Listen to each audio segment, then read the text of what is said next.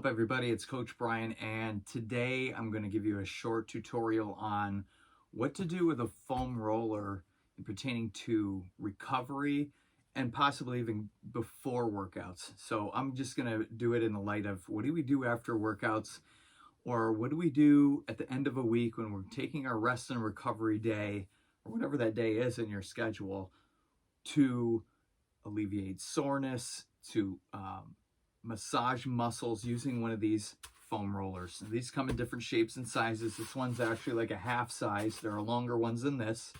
It's a pretty dense piece of foam. This other one over here is a absolute pain and torture machine. It's got knobs on it so that when you roll with this one, it gets deeper into the tissues. So you have some variety here.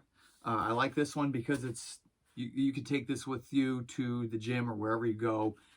But for today, we're just going to do it right here, and we're going to start on your belly. So we're going to start with your right side and your right quad. We're going to roll that out. Now, some principles in rolling are that you want to be able to find trigger spots that are tight.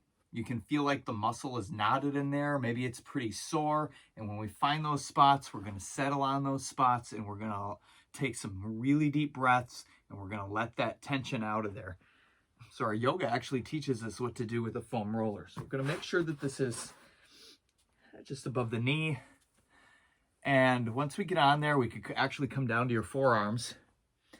You're going to roll back on the roller up toward the waistline, but not all the way to it, and then roll down the thigh again, almost to the knee. Now, we never want to roll on joints. We're always rolling on tissue, mainly soft tissue like muscle. So we can roll up and down that quad. We're going to spend a little bit of time in each section today. Now, like I said, if you find a spot like I just found right there, we're going to deep breathe in. We're going to deep breathe out and let our body weight sink us into that foam roller. You could also put your other knee onto the floor. I don't know if you can see that there, back there behind me, but I have my other knee down now, my left knee, or you could lift it to add more body weight onto the roller. Little bit of rolling does it. We don't want to be going all crazy back and forth all over the place. I like to turn the body, once you get into it, to hit the side. So now we're not just in the center of the quad. Now we're over to the side of the quad, finding the top of it, finding the bottom of it. And again, not all the way onto your knee. And we'll spend some time getting over onto the sides. Turn myself this way so you can have a better look at where I'm at now. It's all about moving your body around your space too. We're not going to just stay in one place. We're going to move this thing all over the place. So now I'm hitting my outside of my quad. There's some tissue in there that connects your hip to your knee. It's your IT band. We don't really want to roll on that band. We're rolling on the soft tissue, not the connective tissue right now. And if you've been doing my climb classes, you are feeling this. Wow. You find one of those spots, you might sink in on it. So then take your time. This is not a race. This is not meant to be done like in pace with me. You can use this tutorial on how to do this stuff and where to do this stuff successfully. And then you can take it on your own and do it for like a half hour, 45 minutes, 2 hours, whatever it takes for you to fully recover using your foam roller. Now, the next thing I'm going to do is roll over onto my backside, but I'll stay mainly on that side of my body. So I'm still on my right side. I'm still working into soft tissue. So I'm in the glutes now, and I'm rolling back and forth a little bit on my right glute mainly. If I turn my body over to the right, I'm putting more resistance or weight onto that side so I can get deeper into the tissue. You find one of those spots, you breathe in, you breathe out, you let it go, and then it magically relaxes. If you find a real tense spot, you might have to do that a few breaths. We'll move the roller down a little more now into the hamstrings. And again, there's not just one line we want to be rolling on this. We're going to want to turn the foot to the right so that it opens up the leg, and we hit a little more of the outside of that hamstring, and we can turn the toe toward the center And we'll roll onto the inside of the hamstring a bit more there. So a pretty simple tutorial on what to do with these things. And these are awesome for end of the week. I love doing this stuff on Sunday, sitting around watching football games on TV or whatever, or just the mid-afternoon when you're feeling a little bit of you know. This is going to get you up and at it. All right, so let's move down below the knee now. Again, we're not rolling behind or on joints. We're going to move below the knee into the calf muscle. And this is where Brian starts to scream a little bit, because this is where I get really pretty tight, and I got a lot of knots in there and bumps and knots. So again, turning the toe in right and left, a little bit at a time makes a big difference. Find a spot, roll a little bit less, and then keep on going. This is super, super important, you guys, to use these foam rollers to help you recover. Your muscles are going to respond really well to this, and it'll actually increase your performance coming back. If you don't do this, those little knots, those little tense points in your muscles, they accumulate and they keep your muscles tense. Your joints get pulled, chance of injuries. Don't like injuries. I love to keep myself on the road here. Okay, flipping it back over to the other side. Here's what I like to do. This just saves time. Instead of going from the belly to the back side, or the front side again and the back side, just take it over to your glute. Okay, so now we're on the left side. We've changed sides. We're on the left side. We're working into the glute here, just like we did on the right side. You may spend equal amount of time on both sides. It may be a little unequal depending on how many tight spots you can find. Right in there. Watch TV, listen to your favorite music.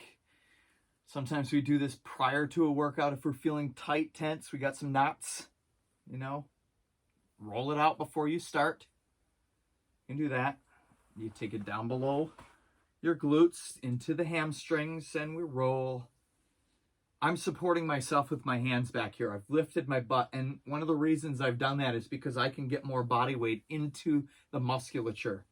If you don't need that much and you're already like, oh my gosh, I can't believe how much this hurts. Yeah, you're going to feel this. Just put your bum down and roll like that. You can also add some more body weight to this by crossing your leg over. So the top leg over the bottom leg. Oh my gosh, now I've just added some poundage to the resistance, the pressure in the muscles. Whew. Yeah, so there's that. You can support yourself with your body weight. Your bum here or your hands, you can lift up off the floor to add more resistance. I'm into the calf now on this side. And I'm feeling that. I'm feeling like there's a spot right there, so I'm going to sit on it. Again, crossing over could add some more weight to this. And if you're a real tough person, you can put one of these down and you will, you know, when you get a deep tissue massage and they use their knuckles, yeah, that's what this is like. Oh, getting into that spot right there. Right there. You can find these online. You know, Rumble Roller is the name brand of this one. You can find that online. This you can find online at the sporting goods store. You can find it anywhere. Now we've just done this side, so we're going to climb back up the side and we're going to work into the outside of the thigh. So I'll spin myself over onto my left forearm now. So we're working the left side. And eventually we'll end up back on our belly side, rolling out the left quad. So lots of body weight right here, feet lifted, lots of body weight, less body weight with a support leg down here like this. And don't forget to breathe. My goodness, breathing is important in everything that we do. We're going to flip it over again now. So reposition the roller. We want to be on your quad. And that is a lot of body weight. Whew, right there. And I can feel that. I need this. Working from the top to the bottom of the quad, right down above the knee, not on the knee. Remember that. Right there. Good deal. Over to the side a little and back. It's all about feeling it out. Got to figure out where your tight spots are and then roll into them. Okay, so you spend some time, equal time on both legs, maybe a little more if you got a tight spot. A couple other areas where you can roll. I like the low back. There's a ton of musculature back there that help you lift and lower. So we come up into the low back and walk your feet back here for more support. Your hands behind you. Walk your feet out, less support, more body weight into that tissue area. We're about, you know, a handprint above the waistline at max. We're not going to go above that. Your kidneys and stuff are back in there. We're not going to roll on those tissues. We're just the tight tissue that's above the waistline by about the roller width. That's it. A little bit of rolling. You might go to the side a little, roll out the obliques. We can do that. We're not going to go 2 or 3 roller widths up the back. We're just going to stay right in there, rolling up and down on each side a little, and we've got it. You might also roll your upper back, but we're not going to roll on our neck either. So we're going to get onto this roller, we'll roll it down, and we're around the upper shoulder and then down to about mid-back. So upper shoulder, mid-back or mid-chest, just below the armpits, and we're rolling around in there. You can move from side to side on this one a little bit too. Find a tight spot. If you've been doing a lot of back flies,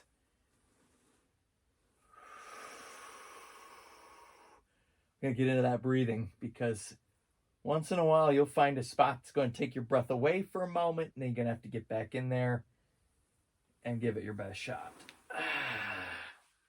All right, so there's that. You could also roll out your back, the back of your arms. You could roll out your biceps by being on your front or back. I'm just going to save time a little bit today and not get into those. Just wanted to do some of the major ones. Let's do one more thing here, because climbers' glutes need to be stretched. We do a lot of squats and stuff like that. So you're going to roll onto your roller. Maybe yours is wider than mine or whatever. Roll onto your roller. And again, be in the tighter tissue of the low back, and then pull that knee in and squeeze and breathe.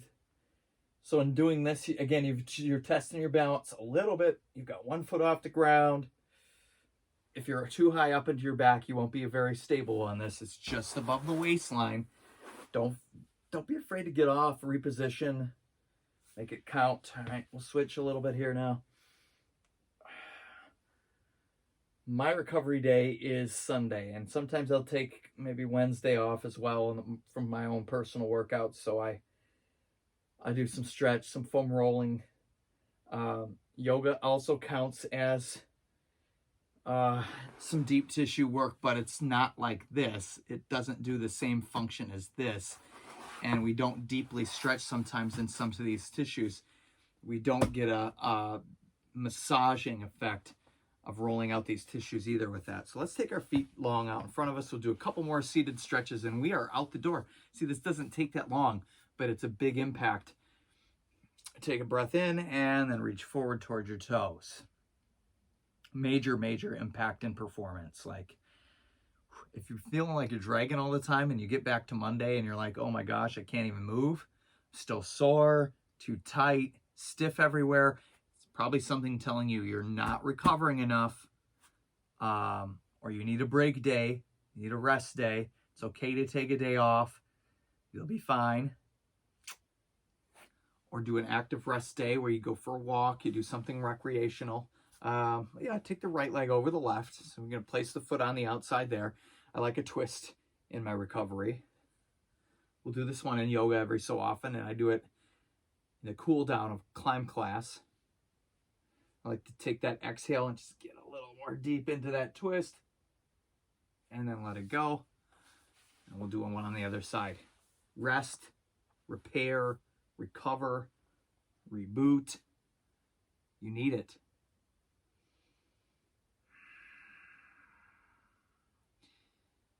You need it.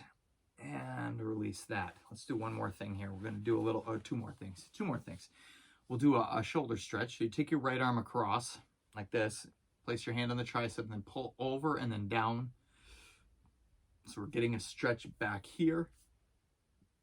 You'll feel that. The calmer you breathe, the deeper you can get into the stretches. And then you'll do the other side. Take your time, move your hand. You don't need to feel like you're in any kind of race. Again, this is just a tutorial on how to do this. Spend some more time. Take care of your body. Your body deserves it. You've been working that hard. All right, one more. It's called a broken wing.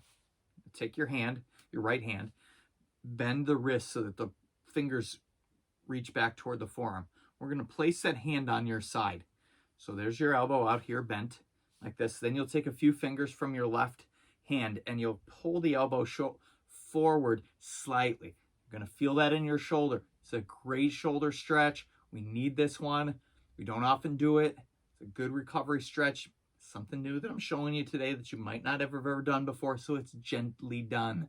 Easy, easy. Take care of your body.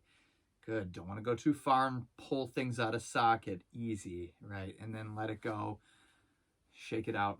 Bend your other wrist. Broken wing, it's called. We don't want to break your wing, so don't drink a lot of coffee before you do this one and get all over aggressive. Gentle pull here. Oh, yeah, right back up in there. Rear delts.